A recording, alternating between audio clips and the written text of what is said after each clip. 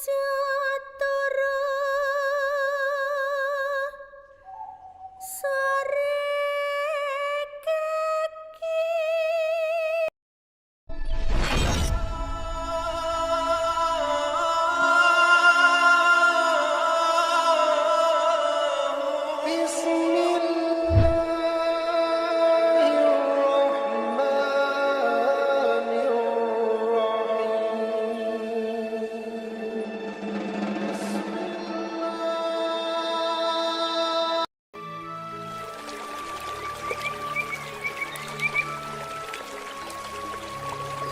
Sobatku semuanya, assalamualaikum warahmatullahi wabarakatuh. Welcome back to my channel Aryunis Official. Sobatku semuanya, sore hari ini menjelang maghrib saya tiba di sebuah tempat wisata yang masih sangat sakral, dan tempat ini selain sakral juga memiliki keindahan alam yang sangat luar biasa indahnya dan masih benar-benar alami. Ini adalah Kahyangan Tlepeh. Kahyangan Tlepeh ini berlokasikan di Desa Tlepeh, Kecamatan Kertomoyo, Kabupaten Wonogiri, Jawa Tengah.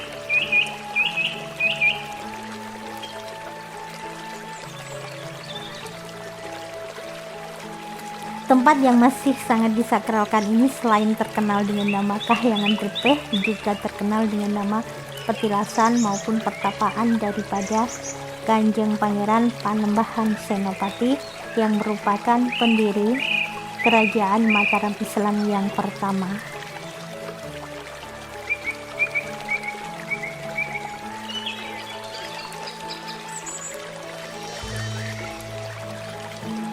Dan tempat ini sampai sekarang masih disakralkan dan masih digunakan oleh sebagian warga, baik warga lokal di sini maupun wisatawan yang datang dari berbagai daerah, dari Solo, Yogyakarta, Jawa Timur, bahkan dari Jakarta maupun dari luar daerah lainnya yang datang ke tempat ini untuk melakukan menyalap berkah ataupun semedi maupun berdoa untuk mendekatkan diri kepada Tuhan. Karena memang di tempat ini, tempatnya itu sangat cocok bagi orang-orang yang ingin melakukan meditasi, merilekskan pikiran, maupun sekedar berwisata, merefreshkan pikiran dari kepenatan pekerjaan, maupun orang-orang yang mendapatkan permasalahan dan ingin berdoa dan menyendiri menenangkan hati dan pikiran. Tempat ini memang benar-benar cocok, dikarenakan selain tempatnya ini yang teduh dengan pepohonan yang hijau, tempat ini juga tenang, adem, dan adanya juga sungai di sepanjang petilasan yang ada di sini dengan gemericik air terjunnya dan suara sungai yang mengalirnya menambah suasana tempat ini benar-benar cocok untuk meditasi maupun untuk berdoa.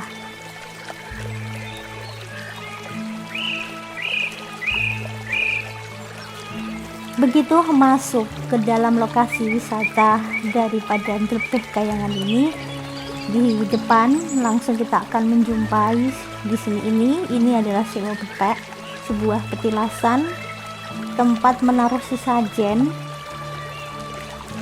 dan tempat ini dulu dikenal sebagai tempat kediaman dari Nyai Puju yang merupakan seorang pengikut dari Panembahan Senopati yang ditugaskan untuk menjaga Kahyangan Tlepeh ini.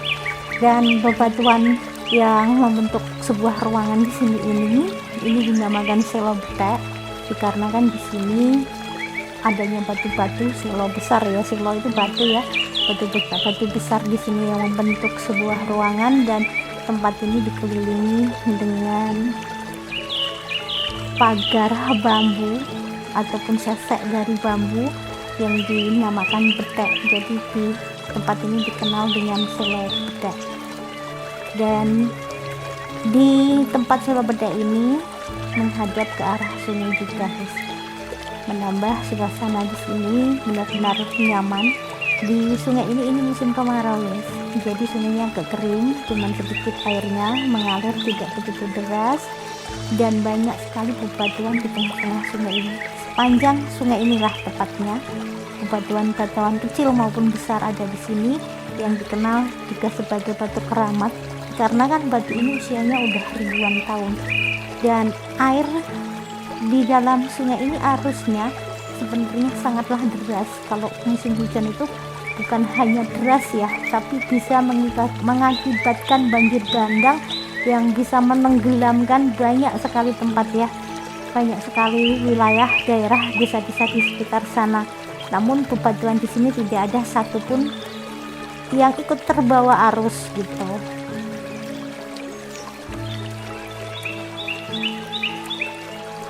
Dan beberapa meter dari Selo Betek, setelah melalui tempat pertapaan di Selo Betek ini, kita lihat ada dua batu besar yang berdampitan. Di tengahnya ada sebuah lubang.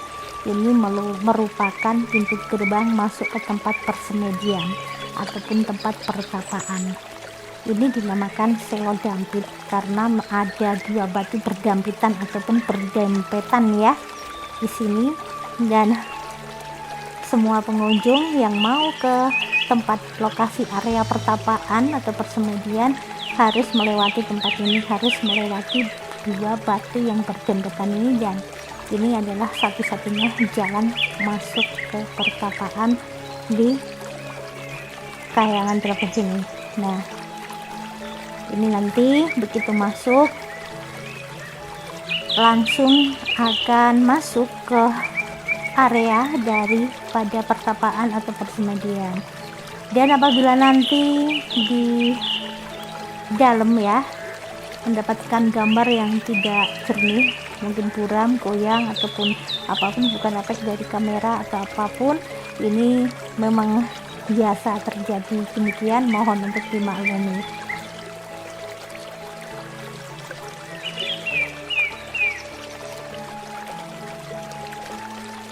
Nah, ini saya udah mau masuk ke lokasi area persemedian. Di depan ada batu besar.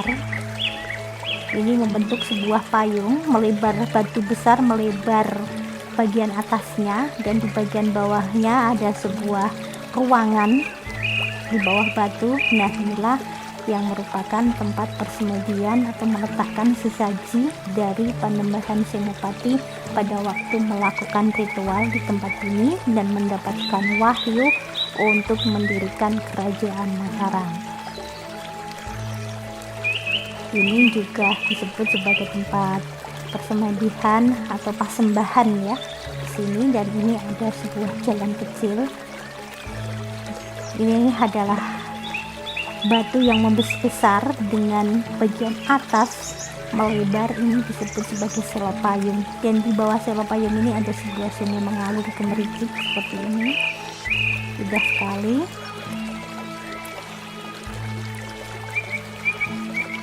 Dan adanya air terjun di sana, di dekat ini, di bawah daripada Selo Payung ini, menambah nuansa bagi siapa saja yang ingin melakukan doa atau menenangkan pikiran di batu Selo Payung ini, lebih mendapatkan suasana yang tenang dengan gemericik air terjunnya, dengan suara airnya, dan juga suasana tenang damai menyatu dengan alam di tempat ini, menjadikan tempat ini menjadi pilihan bagi sebagian warga maupun pengunjung dari berbagai daerah untuk melakukan ritual maupun ngalap berkah di sini.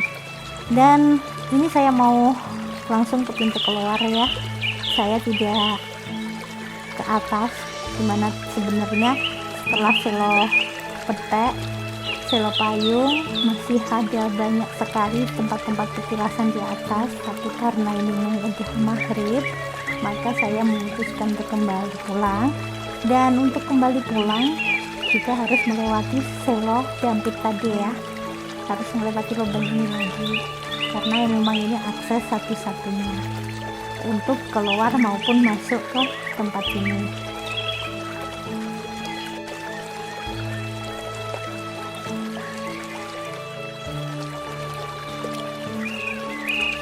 Nah, ini suasana di depan Selo Dampit dan juga di depan Selo Betek yang semuanya menghadap ke arah sungai.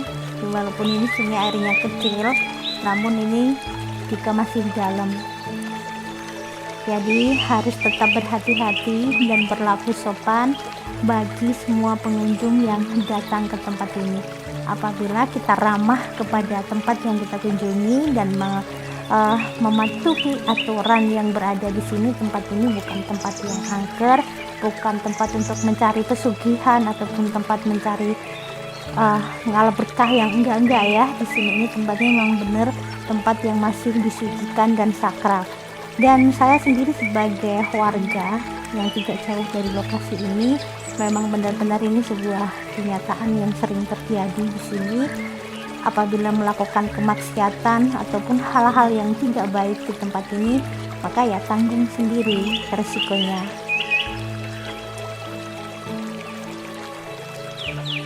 Oh iya, sobatku semuanya, bagi sobatku yang mau berkunjung ke tempat ini, harap mematuhi peraturan, dan peraturannya di sini tuh nggak boleh pakai baju hijau. Entah itu mitosnya bagaimana, pada kenyataannya dari sekian tahun, ribuan tahun berlalu, sering juga banyak orang yang mencoba seolah-olah menantang, itu mitos, itu hoax, itu gini gitu. Akhirnya mereka memakai baju hijau dan benar-benar menantang mandi di tempat ini dengan serba hijau, dengan menggunakan pokoknya perabotan semuanya hijau, seolah-olah menantang. Akhirnya terjadi hal yang tidak diinginkan. Dan saya harap buat sobatku semuanya yang tertarik dengan tempat ini, jangan melakukan kesalahan sama dengan kesalahan orang-orang yang tidak mau berlaku sopan di tempat ini.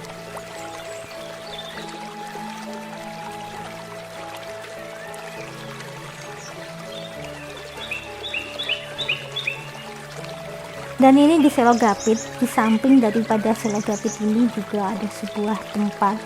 Ini dikasih keramik di sini ini ada tempat duduk cukup satu orang sini.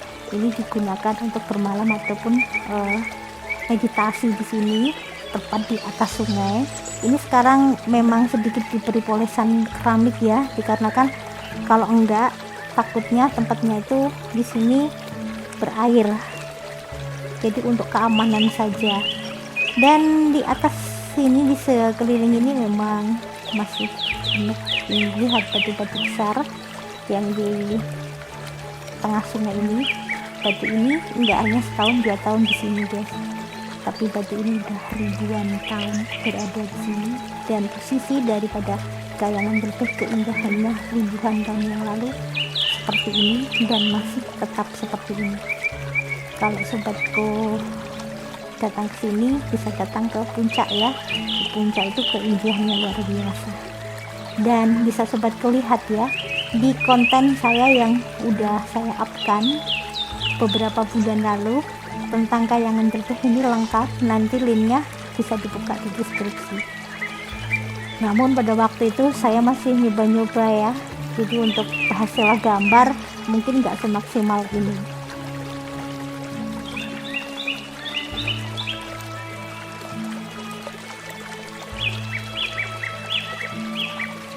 Nah, ini adalah perjalanan keluar dari area tempat wisata yang masih disakralkan di sini, yaitu tempat wisata Kahyangan Telpih. Dan seperti yang sudah saya jelaskan tadi, bahwasannya sepanjang perjalanan dari Kahyangan Telpih ini mengikuti aliran sungai dengan pemandangan yang sangat indah, dikarenakan ini musimnya adalah kemarau, jadi tempat ini agak sedikit gersang. Namun pada musim-musim penghujan di tempat ini hijau, teduh, dan diiringi dengan suara gemericik air yang tidak pernah ada hentinya, yang menambah menyatunya alam pikiran dengan alam semesta di sini.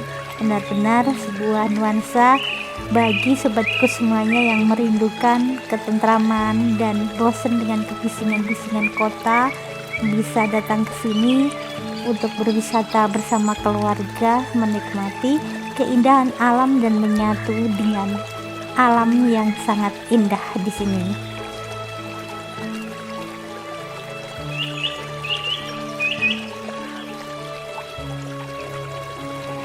Biasanya di sini banyak kera yang ada di sekitaran sini berkeliaran, namun saat ini sepi, nggak ada kera.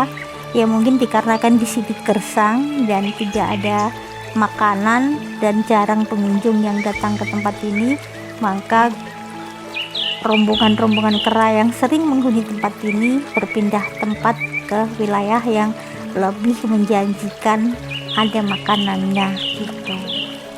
Dan untuk menuju ke area pertapaan tadi memang memerlukan waktu yang cukup ya. Ini perjalanannya lumayan jauh dari tempat masuk di ujung sana, dan untuk kendaraan pribadi apapun nggak bisa melewati sini, jadi harus di parkiran di ujung sebelah sana. Jadi bagi sobatku semuanya yang ingin berkunjung ke sini juga harus menyiapkan fisik yang kuat untuk bisa mencapai tempat ini.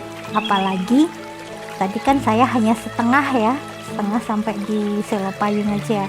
Bagi sobatku yang ingin lebih ke atas sampai ke tempat pesolatan dan juga ke pemandian, itu membutuhkan tenaga yang ekstra dikarenakan harus naik tangga yang luar biasa tingginya.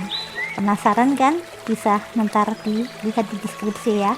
Nanti akan saya sertakan semua linknya yang lengkap dan full daripada tempat wisata ini.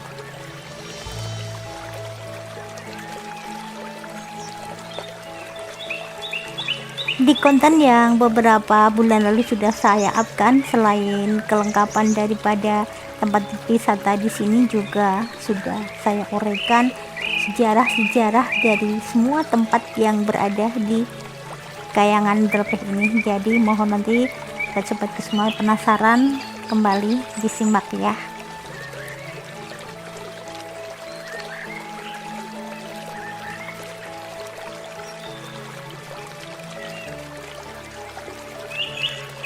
Nah, dari sini udah kelihatan tempat parkirnya. Itu tadi mobilku aku parkir di sana di tempat parkiran, dan di jalan masuk menuju ke sini tadi ada sebuah pohon besar yang tumbang dan pohon dalamnya growong, menambah seolah-olah orang yang mau datang ke sini kelihatan sakralnya, kelihatan angkernya, namun itu hanya pohon biasa yang tumbang ya.